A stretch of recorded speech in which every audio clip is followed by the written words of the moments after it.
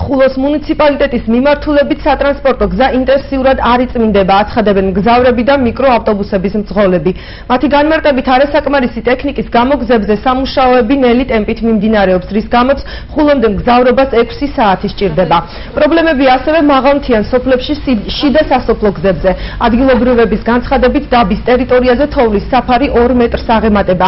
უგზოობასთან ერთად მაღალმთიანი აჭარის მცხოვრებლები 11 დღეა ელექტროენერგიის გარეშე არიან დარჩენილი. მათი თქმით, ინფორმაციულ ვაკუუმში იმყოფებიან და ადგილობრივებს შველას თხოვენ. მგზავრთა განცხადებით, მსგავსი მდგომარეობა გასულ წლებში არ დაფიქსირებულა, რაც აცხადებენ აჭარის საგზაო დეპარტამენტში. ნახეთ მომდევნო გამოშვებაში.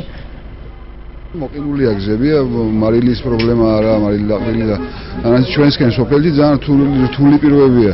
შუქი თავისთავად არ გვაქვს, მაგრამ გზები, რაც შეეხება გზებს, ძალიან იწმინდება, მაგრამ ძალიან ნელა და 15 დღეა გზა არ გვაქვს, არანაირი წასვლა-მოსვლა, გაცილებით გახდეს, უბრალოდ გადაყვანა ძალიან რთულია და ძალიან რთული პირობებში ვართ. გზავსი სეზონი არ ყოფილა დიდი ხანია, მაგრამ ახლა ნალექი დიდი მოვიდა. სჭირს მგზავრობა, შუქი არ არის დიდი ხანია.